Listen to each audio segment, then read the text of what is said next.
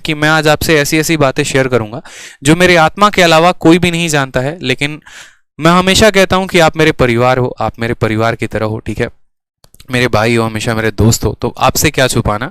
ये 3 बातें मैंने यहाँ पर लिखी हुई है और ये 3 बातों का मैं आपको एक एक व्याख्या भी करूंगा कि मैंने अपने लाइफ में पोस्टर भी बेचा है। ठीक है, ध्यान से देखना।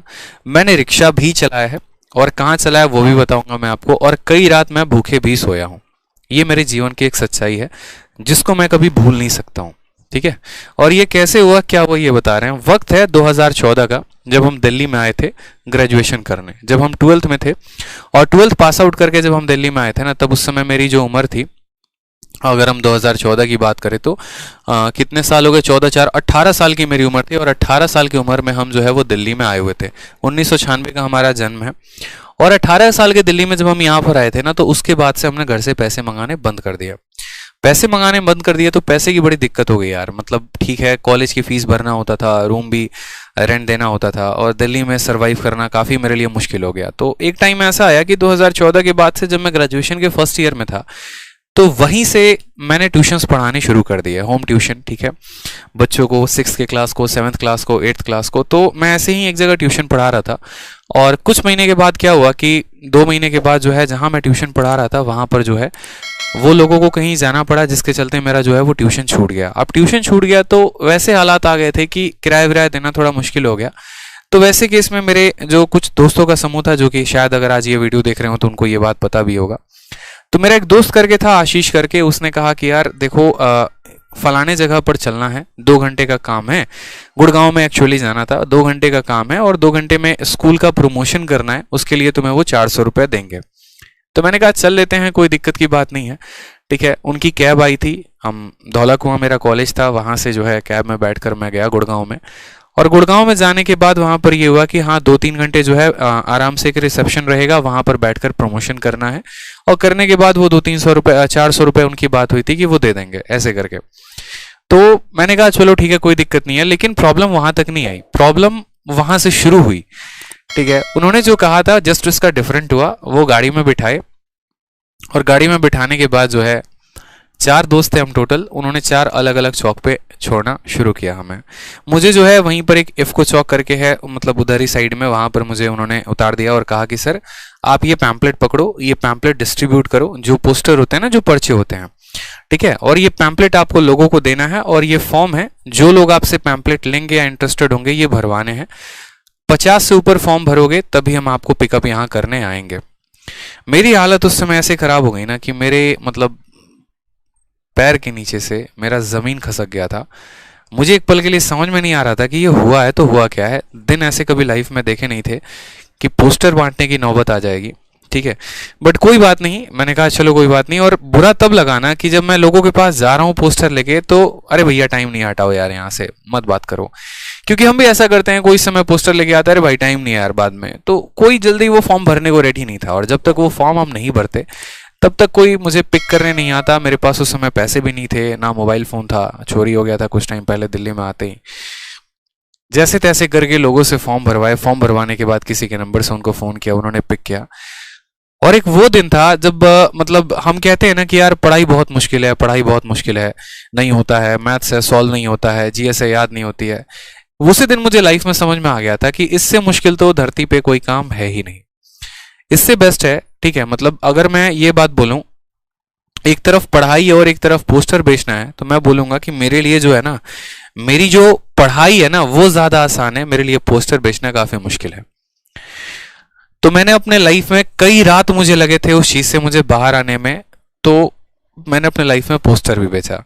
दूसरा इंसिडेंट ऐसा हुआ 1 साल के बाद, जब मैं सेकंड ईयर में वापस से था, मेरा पेपर बीत गया था, मुझे रूम चेंज करना था और रूम चेंज करने के लिए जो है मकान मालिक ने बहुत ज़्यादा तमाशा खड़ा किया हुआ था। हम रूम भी ऐसे लिए हुए थे कि 2000 रुपये हमारा रूम का किराया था और जिसमें हम 2 लड़के रहते थे, एक मैं था और एक अजय नाम का लड़का था, भाई है मेरा, वो भी मतलब मेरे गांव का ही था। वो फिजिक्स ऑनर्स वो कर रहा था, मैं केमिस्ट्री ऑनर्स। तो 2000 रुपये किराए में हम दोनों रहते थे। लेकिन मकान मालिक आए दिन परेशान करना, पढ़ाई में डिस्टर्ब करना, बड़े मुश्किल से करके हम लोगों ने रूम चेंज करने का डिसीजन लिया। लेकिन हमारे पास सामान ले जाने के लिए भी जो है वो रिक्शा विक्शा कुछ भी नहीं था। तो पास में ही हम शाम को सब्जी लेने जाते थे, तो एक सब्जी वाले से थोड़ी सी अच्छी पहचान हो गई थी, क्योंकि हम भी बिहार के थे, वो भी बिहार के थे। तो बातों बातों में तो जस्ट हमारे रूम के सामने ही उनका ठेला रखा हुआ था। तो हमने कहा कि भैया देखो पैसे तो है नहीं, थोड़े बहुत आप 150 रुपये ले लेना, क्योंकि 400-500 रुपये ले रहे थे शिफ्ट करने के लिए ऑटो और रिक्शे वाले। मैंने कहा भैया 150 रुपये दे देंगे, रिक्शा हम लोग खुद ही चला लेंगे, सामान हम लोग खुद ही रख लेंगे, हम लोग रूम पे पहुंचा देंगे, बस आपका रिक्शा आधे घंटे के लिए चाहिए। मेरे दोस्त ने सामान पूरा का पूरा रिक्शे पे रखा और मैंने 3 चक्कर पूरे के पूरे रिक्शे में अपने गली में चलाया, दिल्ली में ही जिस एरिया में रहता था। खुद भी काफी ज्यादा बुरा फील हो रहा था, तो रुमाल बांधकर भी जो है वो भी चलाया। मैंने कहा कोई बात नहीं, होगा लाइफ में, जो भी होगा ऊपर वाला देख रहा है, कुछ होगा अच्छा तो कभी डिस्कस किया जाएगा, कुछ भी है, ठीक है।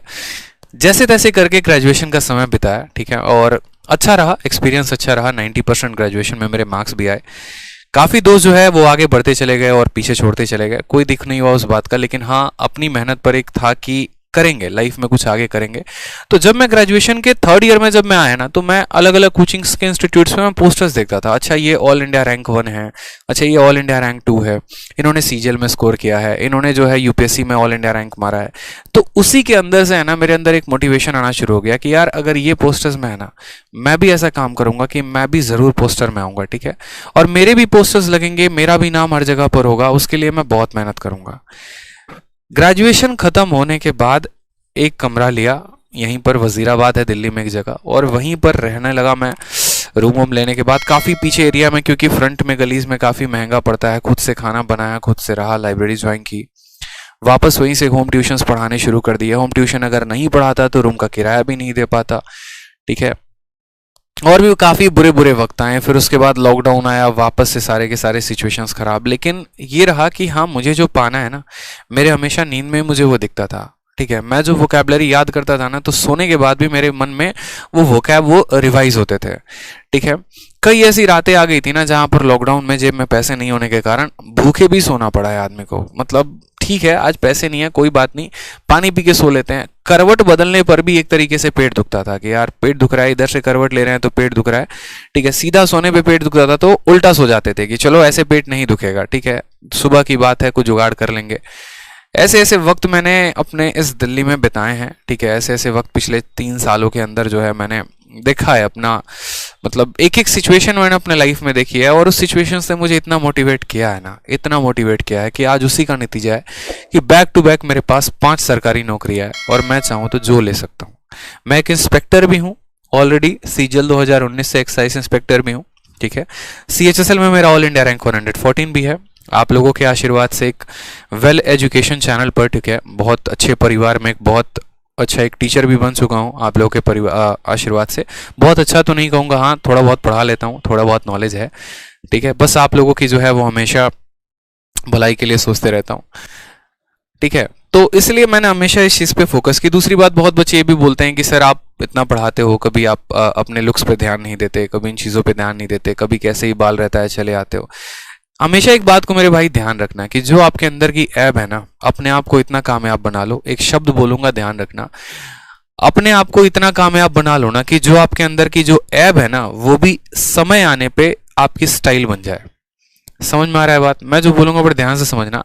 आपके अंदर की जो एक ऐब है, ऐब क्या बोलते हैं? ऐब उसको बोलते हैं जो आपके अंदर की कमी है ना, ठीक है, समय आने पर वो भी स्टाइल बन जाए। यानी अगर आप धोती पर भी अगर पहनते आए हैं, आपके पास पैसे नहीं थे कभी जीन्स या शर्ट पहनने की, अगर आप धोती पे थे, तो वक्त को ऐसा बदल के रख दो कि वो धोती जो है ना वो एक समय का ट्रेंड बन जाए, ठीक है। तो मेरी सिंप्लिसिटी ही मेरा ट्रेंड बनेगा एक दिन, ये मुझे पता है, ठीक है। बस वो मेहनत है जो उस कदम पर लेकर आएगा। आपको भी इसी तरीके से मेहनत करते रहना है। बहुत बड़े बड़े यार नहीं होते भाई, जितने भी ये टॉपर्स होते हैं ना, शायद ही उनके 10% ऐसे होते हैं जो बहुत अच्छे बैकग्राउंड से होते होंगे, ठीक है। 90% सिचुएशंस वैसी ही लोगों की होती है, सबके सब स्ट्रगल कर रहे होते हैं। बहुत बड़ी फैमिली से कोई नहीं होता यहाँ पे। अगर उतने बड़ी फैमिली से होते तो यार हम IIT करते, ठीक है, हम MBA करते, हम यहाँ पर मेडिकल की तैयारी करते, हम सरकारी नौकरी की तैयारी थोड़ी करने आते हैं। हमें पता है कि हमारे पीठ पीछे हमारे परिवार के पास कुछ भी नहीं है। उतने पैसे होते तो वो तैयारी करवाते, नहीं है तभी तो हमें आगे इस जंग में आके लड़ना है, और अपने लिए भी लड़ना है, और अपने आने वाले जो है एक तरीके से जनरेशंस के लिए भी लड़ना है। तो ये अपने मन में एक ठानो, एक मोटिवेशन रखो, पॉजिटिव मोटिवेशन रखो, मेहनत करो। आपके मेहनत से बड़ा कुछ भी नहीं हो सकता इस धरती पे। और मैंने खुद पर्सनली अपने लाइफ में देखा है कि मेहनत का जीवन में कोई तोड़ नहीं है। जिसने मेहनत की है वो हमेशा निरंतर आगे बढ़ता गया है, ठीक है, और वो हमेशा आगे बढ़ता चला जाएगा। तो इस मेरी है ना, आप कभी ये मत सोचना कि सर जो है बहुत शुरू से हाई फाई थे, इंग्लिश मीडियम में पढ़े थे, बहुत हाई बैकग्राउंड थे, हमारा ही बैकग्राउंड लो है। मैं बच्चों से आज बात करता हूँ, बहुत बच्चे ऐसे हैं जो सिक्योरिटी गार्ड की जॉब करते हैं, बहुत बच्चे ऐसे हैं जो खेतों में अभी भी काम करते हैं, खेती भी करवाते हैं, पढ़ाई भी करते हैं, बहुत ऐसे हैं जो दिल्ली में बस में कंडक्टर भी एक स्टूडेंट, ठीक है, और फिर भी उस बार इसके सीजीएल में भी काफ़ी अच्छे नंबर है, सीएचएसएल में भी। तो सबका ऑलमोस्ट पैटर्न इतना ही होता है मेरे भाई। बस मैं बोलूँगा कि वो बच्चे काफ़ी ज़्यादा खुशनसीब हैं जिनके पास रोटी आ रही है और जिनके पास मेहनत करने की ज़रूरत नहीं है, उनके घर वाले उनको सपोर्ट कर रहे हैं। तो ऐसे बच्चों को मुझे जहाँ तक लगता है भाई जान लगा दो, ठीक है, कम से कम वो हाथ में स्मार्टफोन तो है, कम से कम फैसिलिटीज़ तो घर वालों ने दे रखी है, ठीक है। सोचो उनका जिनके पास तो कुछ भी नहीं है, फिर भी वो एक से एक रैंक फोड़ रहे हैं और एक से एक नौकरी लेके जा रहे हैं, ठीक है। तो मेहनत करते रहो, भगवान न करे कभी किसी के जीवन में ऐसी नौबत आए, ठीक है। हमारे में आई, चलो हमने सह लिया, किसी और में आए तो पता नहीं कोई सह भी पाए या नहीं सह पाए, ठीक है। खुश रहिए, मस्त रहिए, ध्यान रखिए, कमेंट में अपना प्यार जरूर व्यक्त करिए और वीडियो को लाइक करिए। धन्यवाद।